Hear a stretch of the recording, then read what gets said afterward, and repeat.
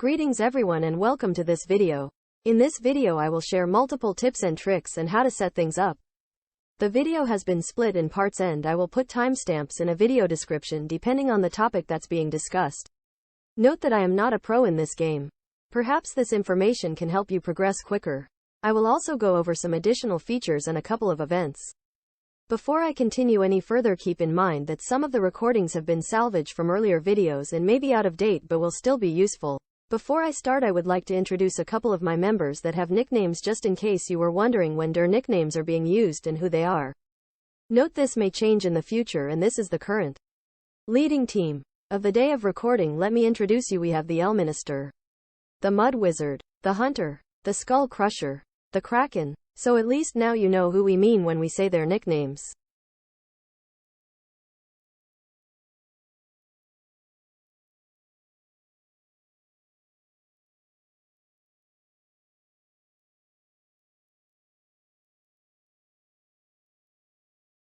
How to set up this event. First we need to select a time. Only R5 and R4 should be able to set this up. Currently there are 3 times to choose from. In all honesty, in my opinion, all of these times are kind of crap. Currently we have the middle time selected for the following reasons. Reason 1, the amount of people that showed up. Reason 2, alliance activity. Reason 3, IRL time. Reason 4, combination with other events. Reason 5, the amount of resources and soldiers. After we selected the time and confirm the time, we need to make sure that we clear the list before we announced it that people can registrate to participate in this event. Please note, members, once you registrate, we expect you to be there. After the registration timer ends, we can no longer make changes. So think long and hard before you registered yourself or request a fight. Set an alarm if you have to. Failed to show up a couple of times and you will no longer be allowed to join this event. And perhaps maybe some more consequences for you in store, because you will be considered unreliable. Numbers and power is everything in this event. The event will last roughly 1 hour. There are 20 slots available in 10 standby slots. Only R5 and R4 will be able to make changes as long as the registration time is still available. If you have registered that you wanted to participate, and the R4 and R5 have confirmed that you will participate, once the battle starts and you participate, you will earn points by capturing objects or collect them or kill the enemy. More information can be found on the event details. The more people participating, the better. However, there are only 20 slots available and 10 standby slots to replace one of the 20 if they don't show up. Once you participated in this event, you will earn points.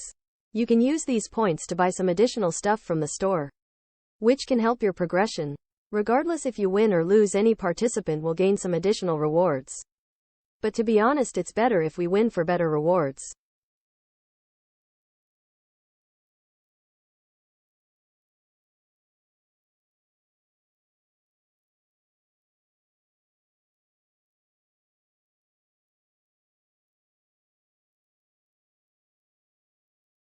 How to set up this event. First we need to select a time and the level we want. First select the level we wanted as in the first box with a drop-down menu to select the level. After selecting the level we want, go to the second box, which will be the time selection box. Note, please ignore your time zone information, which is displayed below. It will only confuse you.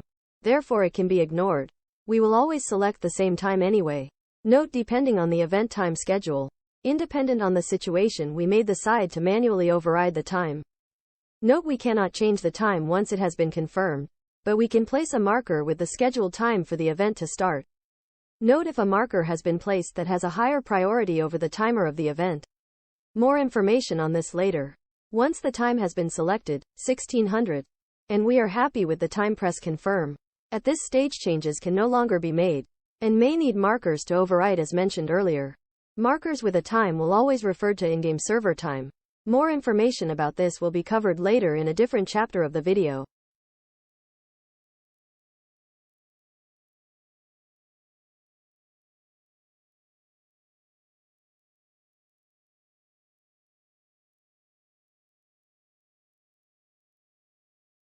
For this chapter we'll be covering a lot, and we'll be 2 chapters in one, cannot be without the other. No worries, we will dive into more details in a new chapter. For now, let's start with the explanation of the train setup and how it works. Note, only R4 and R5 can set this up. Once you click on the train and should look something like this. And here's where it gets complicated. Once the conductor has been selected, it can no longer be changed. Select the plus icon with the helmet to select the conductor. And a list should appear. Please be aware that I highly recommend to select only people that are online. More details on this later. Once the conductor has been selected, units should load in. Please be aware that this order can be random, which means that the loadout can be incorrect, which will also mean that it can be easier for the train to be robbed. More details on this later. Once the conductor is selected, the conductor can choose to reload the loot table. Note only the conductor can do this. Scroll down and you will see a box that says refresh. It will consume 5 tickets in order to re-roll the loot table. Once you're happy with the loot, you can leave it as it is. And members can select to join the train. Keep in mind that only the conductor is guaranteed for loot. Anyone else that wants to join is going to be chosen by random, whoever is in the selected box. Anyone can join the train, but it will be a random selection who can actually get on it. Any person that's in the train cart will not be fighting. Only the conductor will be able to defend the train. The better setup and the stronger the conductor, the better. At this stage we can focus on unit setup. Which brings us to the next chapter, 4.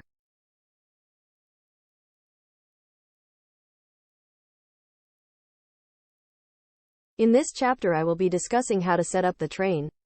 This information can also be used outside of the train. However, keep in mind that the train setup and your squat setup is not the same. And any changes you made to your squat will not affect the train or vice versa. Any changes you make to the train squad will not affect your actual squad. That is used for rallies and other stuff. The same goes for your road trucks. More details on this later. For now, let's focus on the train setup. Whoever is selected as the conductor will have to set up the units. Preferably somebody that's online. Due to that, it is a limited time to do so. As mentioned before, units can load in at random and need to be set up manually. Usually when a person is online that got selected and they have preset at their units correctly, it should load the correct order, but only if they have done it before and save their setup. Note this will not happen if they're offline because they cannot read their current loadout. No, I cannot guarantee if this is also the case for the online status. However, if they are online, they can set it up immediately. As far as units are concerned, you need to put the shielders first, and anything else second. More details and why later. You need to do this with all 3 squats in a train. You can even choose to swap the squats if needed, depending on which power you want first. Once you're happy with the position a unit setup, you can save your setup. This setup should automatically load when you are selected as the conductor. Note you need to be online for this to work. Also note what I mentioned earlier. Automatic setup cannot be guaranteed. Always check your setup. After you finish the setup, you are done. All you can do now is wait. That concludes this chapter.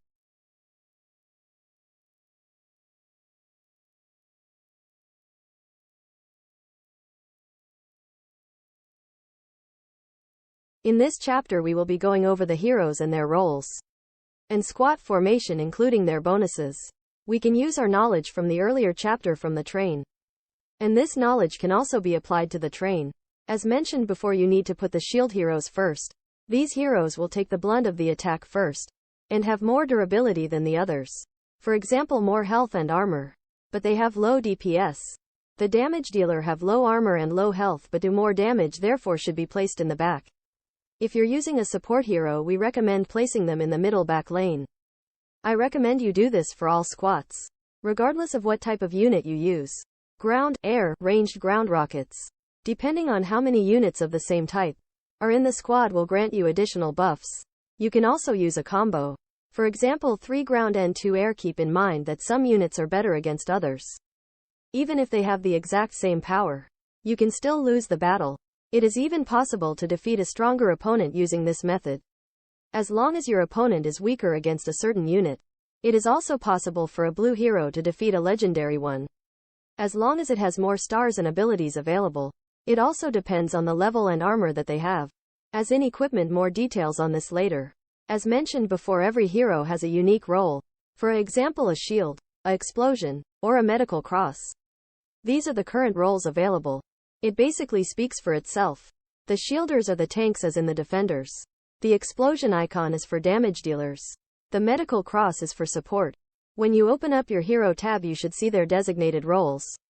If you want a class specific, it can be sorted by the individual tabs. Most popular are ground units and rockets, because rockets are good for ground units. And ground units are good for air. And air is good for rockets.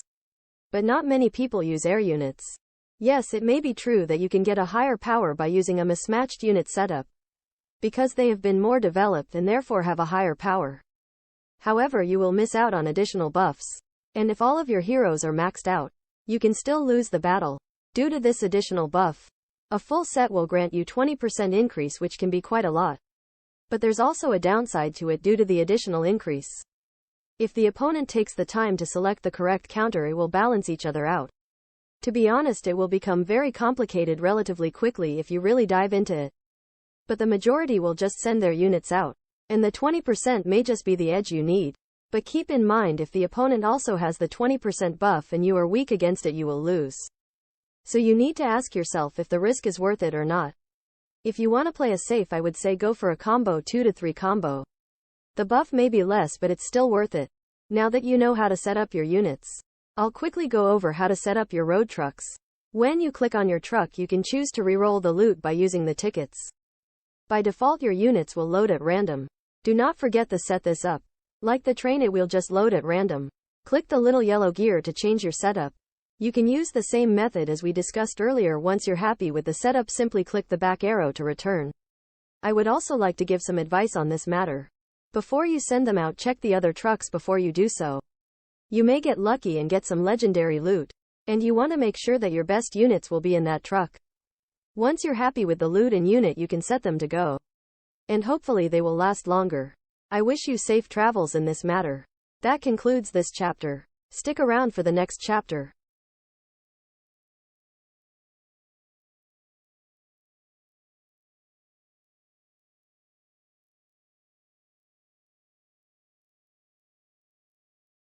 In this chapter, I will be going over how to upgrade your units.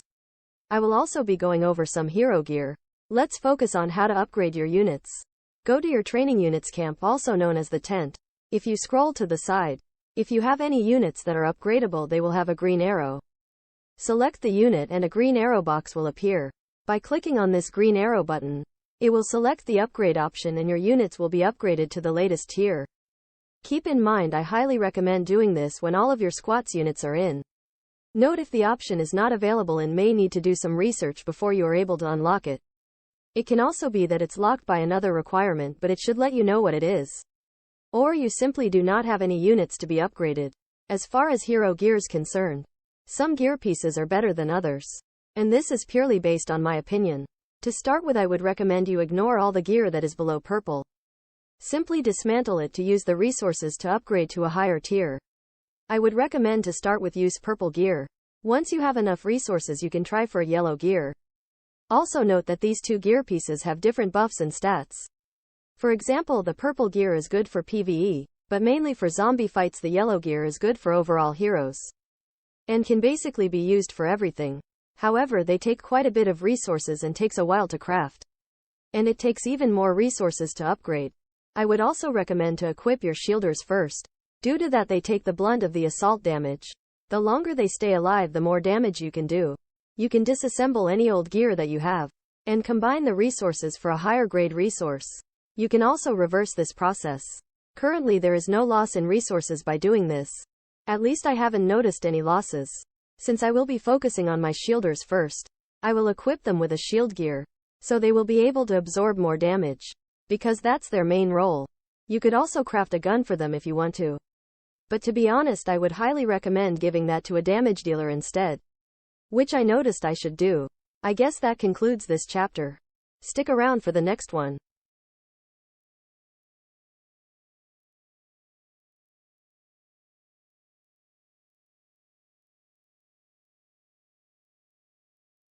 In this chapter I will be discussing the base. But before I start, I would like to remind you that I am not a pro in this game. And this is purely based on my opinion. However, you may find some of this information useful as well. And your opinion may differ from mine.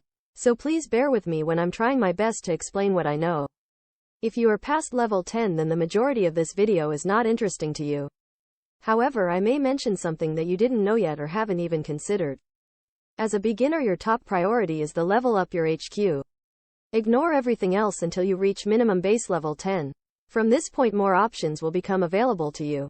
I would also not focus on soldiers at this point, because your base development has a higher priority.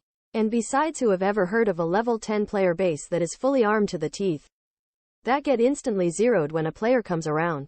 So for now ignore soldier build-up and focus more on base development. Besides, without resources you will not be able to train either. Once you get in the range of 16 to 18 to 20, then I would recommend starting on your soldiers. Because at this level you will be able to participate in certain events. And by that time you should have the production resources ready to go. To resupply them after they get killed. Also note adding decorations to your base will increase your power as well, and it will provide some additional buffs. And as I mentioned before, around 16 to 20, you can start prepare yourself for battle and war. Keep in mind this is only my opinion. Add those levels. I would also try to make sure that your hospitals and cannons are the same level as your HQ, or at least as close as possible. The same goes for your training grounds and drill grounds. These are pretty important for the war. The drill grounds will increase the capacity of soldiers they can hold. The higher level of the hospital, the more soldiers they can hold to heal. The higher level the barrack is, more soldiers you can train at one go. And it will also unlock a higher tier, the Alliance Center. The higher level it is, the more help you can get to receive the speed up your progression. And last, if you want, you can increase the squad grounds. However, I don't really see the urgency in it, due to it will only increase its movement speed. And personally I find that a low priority at the moment. But that's just me. As far as research is concerned, I would recommend to do development first, until you reach that level limit, 16 to 20. At this stage things will really start to slow down. And now you will also have more time to participate in events. That concludes this chapter.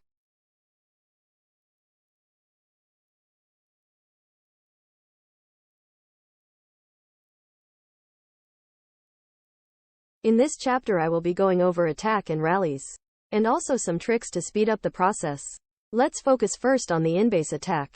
You can use the previous knowledge to set this up. Shield heroes first and second DPS. As was mentioned in previous chapters, you should know how this works. Once set up, see how far you can go.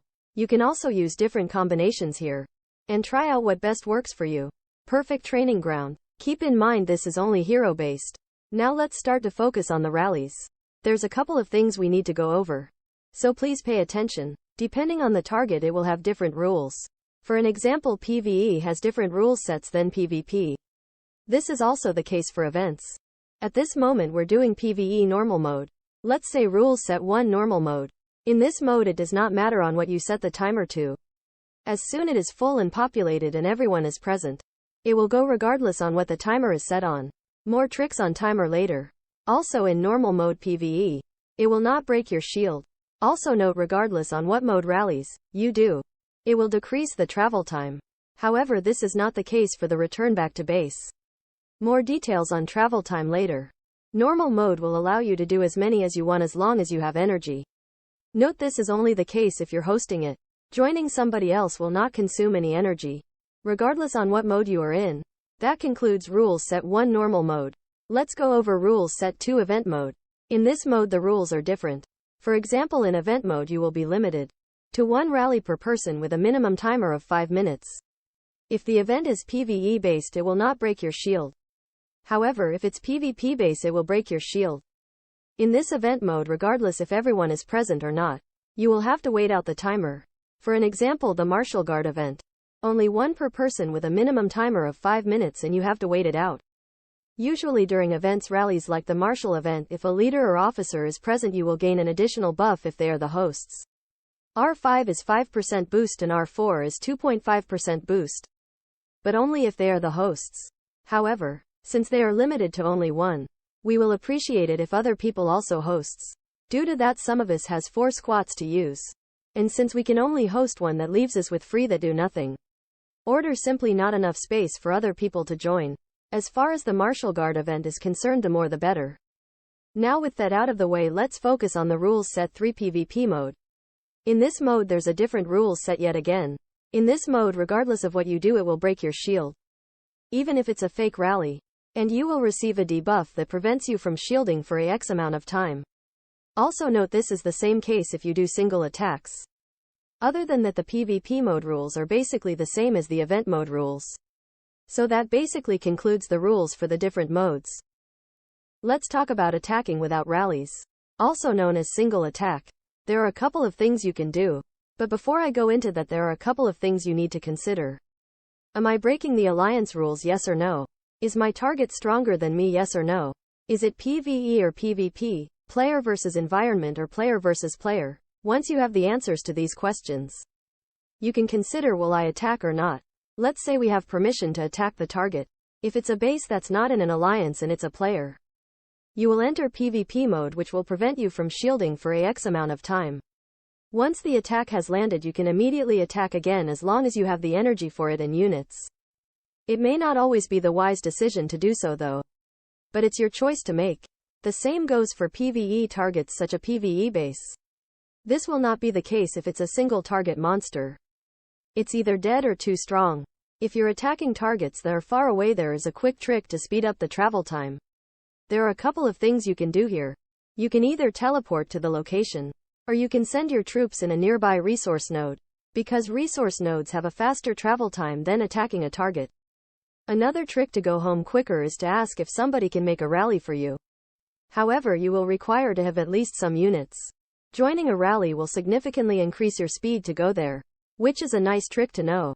I guess that concludes this chapter.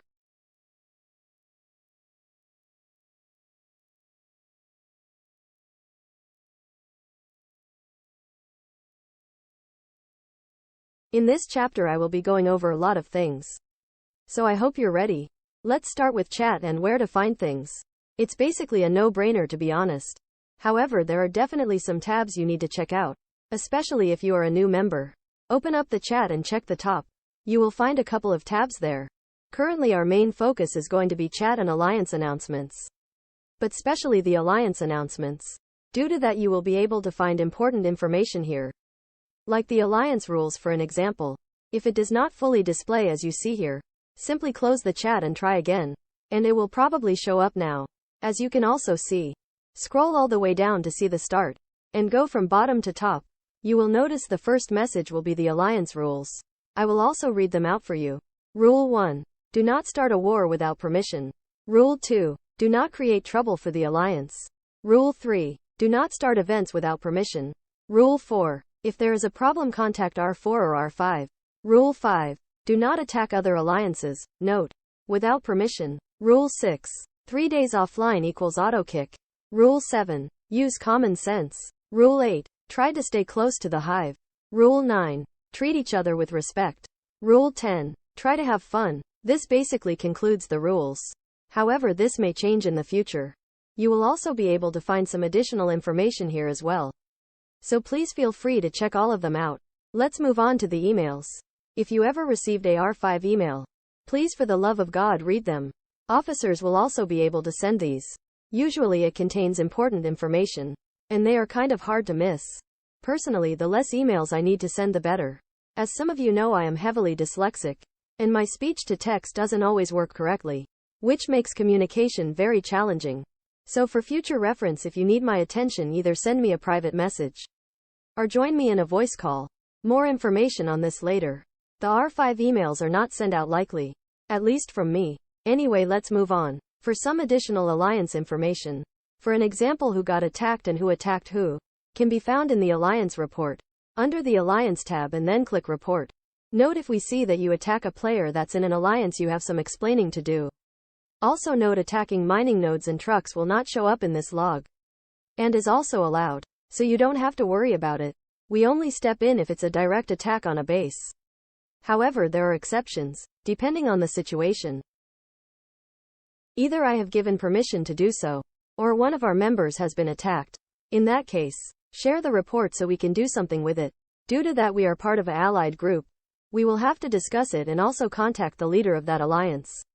Depending on the situation, we either get the green light to take action, due to it has been approved by the allied forces, or if I approve it myself, depending on who we facing, and also depending on the situation.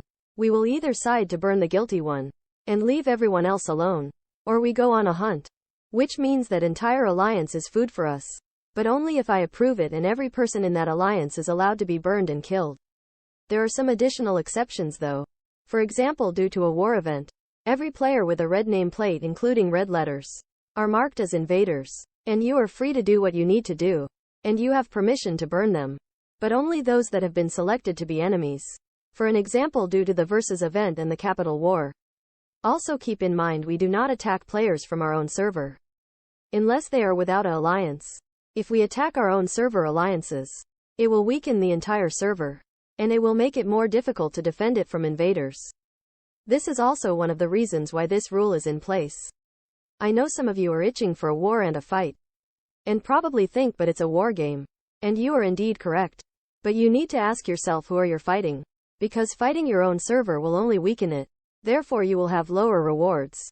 And besides, there is a war every weekend. Save your strength and go all out in the weekend. Also note that donating to the Alliance research will help everyone. You will gain some additional points if you go for the ones that is recommended. With these points you can buy stuff in the Alliance shop. Which brings me to my next point. As I mentioned before, every weekend there's a war. Due to two events, capital war event and versus event. Make sure you are prepared. As I mentioned before, you can buy some stuff in the Alliance shop. For an example, shields and teleports, and it's not that hard to get the points. You have an entire week to get them. Here is basically where it comes down to. Regardless if we decide to fight in the versus event, or not, or the capital war, or not, if you're not going to fight, make sure you are shielded at all time during these events. If you do not shield, you will be guaranteed to be zeroed. And you're basically on your own. This is not negotiable. You have been warned, and everyone bears their own responsibility. I am not going to force you to listen. And you can roughly do what you want. However, every action has consequences and everyone is responsible for their own safety. All we do is giving you a heads up and guiding you. And if you refuse to listen, then it will be your own fault. We also encourage people, if they do not know what to do or if they have questions, to speak up. Even if we have a disagreement, you are entitled to your own opinion. But so am I. Treat each other with respect. And it's okay if you do not agree with something. You are free to voice your opinion. And if you have an idea or plans, or an opinion on the matter, we will be willing to listen and perhaps consider it, as long as it's been done in a diplomatic manner. If worst comes to worse and you're really unable to communicate with a certain person due to an incident, you can always use the mute button, also known as the block button. I understand we all can have a bad day from time to time. But also keep in mind that we do not deserve it to receive your wrath. Keep that in mind before you start yelling at us. We are all here to help each other out. And we do what we can to help. Also note, respect and trust is something you need to earn. And it cannot be demanded or given. It needs to be earned regardless in how you look at it. And this goes for everyone. Regardless on who you are. We all have a part to play. No matter how big or small it may be. That concludes the end of this chapter. I hope the information that has been provided was useful to you. And I hope it will help you progress in the game quicker. And also give you a better understanding on how things work. I spend a lot of time and effort creating this. However, there are still one more chapter left. Stick around to see the final chapter.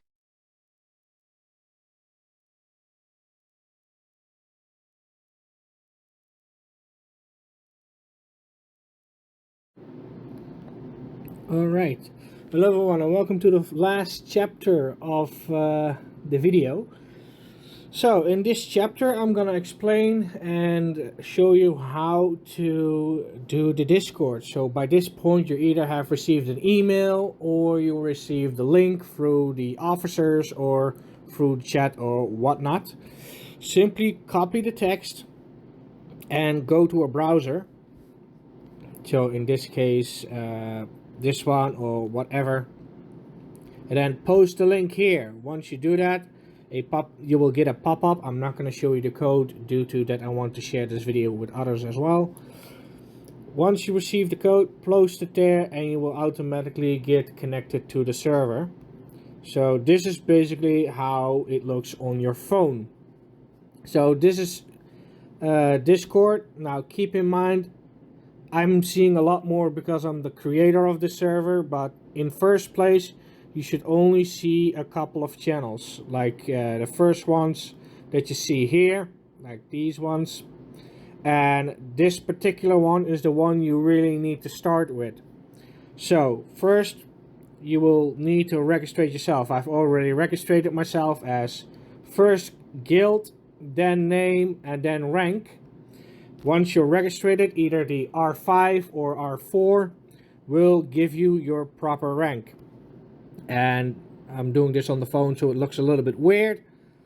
But anyway, we go to manage, and then we can add role, and then we can either remove or add a role to whoever needs a specific role. Now, since I'm the admin, I can basically see and do whatever I want. But for the R4, they can only give members and perhaps guests their rank. And for any R4 or R5 rank, needs admin privileges to do so. So that's also one of the reasons why people need to register in this little box here. And that's for multiple reasons. Once you have been registered as a member or a officer, you will gain more access to the server, and this is purely to prevent people from posting malicious links or getting hacked. Well, if you get hacked, you're basically screwed either way. But you don't want a random joining the Discord server and start posting malicious links or files or crap like that. You want to have this as secure as possible. It will also provide with some additional privacy as well. We do have a guest chat, but guest will not be able to like post links. You literally cannot do that. So yeah, that's basically straightforward. We have the leading channel, which is currently empty, and as you can see, there's the Discord, so I will probably need to censor that. So, but anyway, there's the link for to join the Discord server, so the officers can copy this and post it in chat, and also post it to whoever needs it. And that basically concludes this chapter as well. And yes, I may have a different microphone now, because now I'm actually recording this on my computer. So my apologies.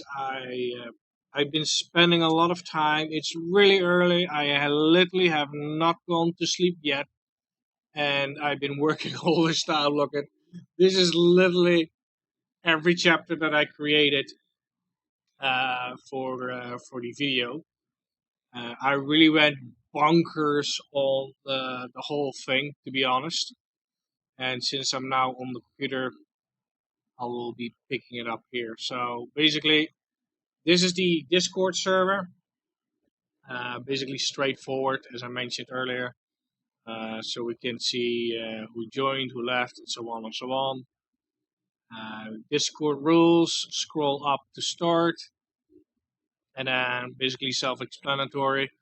And for those who do not understand this, there is a video that shows you how to literally just grab stuff from here. Let's just grab this little bit here, not too much, and then copy, and then just whip this one out, just Google Translate, then throw it in there, and then select your country. Well, it's Dutch, so I won't play too much, but Welkom allemaal, hier zijn een paar regels. Wees alstublieft redelijk en behandel elkaar als mensen. And that's basically, you can just select your own language here if you need to. Personally, I have no issues with English, so for me it doesn't matter, but it does also help me if I just can read it out like this. Welcome everyone, here are a couple of rules. Please be reasonable and treat each other like human beings. And so on and so on. So it's basically speaking for itself. And that's also how I managed to create these videos. So I'll show you I literally just show you an alternative how to do it. Alliance rules, I have not set this up yet, but it will be pretty soon. Other than that, announcements basically speaks for itself. Event news has not been set up yet, perhaps in the future. Some channels will not show up for you. Don't worry about it. It's designed that way. Registration, I think I already went over this. Like I said, I'm sorry, it's late. I'm trying to do this as fast as possible. Leading channel, voice channels, then it basically speaks for itself. So feel free to explore. We also have the tips and advice. I think I already covered this. I literally post everything in here. You can even download the whole thing here. It's literally a small file. See, there it is. And you literally have like everything that's being said in the chapters is all here. It's literally all there. You can literally just select the section you need and throw it into Google Translate and listen. That's literally all you have to do. There's nothing else to it. I think you can even sure if I can actually scroll through it. Can I? No, I don't think I can. Expand. Yeah, you can also do it like this. Like it's literally all there. Yeah. Anyway, that's literally everything that's being said in the chapters. I literally just scroll up. The video link will be in the first one, which is literally something I still need to play, but I'm still working on it. As you can see here, I'm sorry, I'm really tired. So yeah, again, I would like to thank everyone for being in the alliance, taking the effort and treat each other with respect.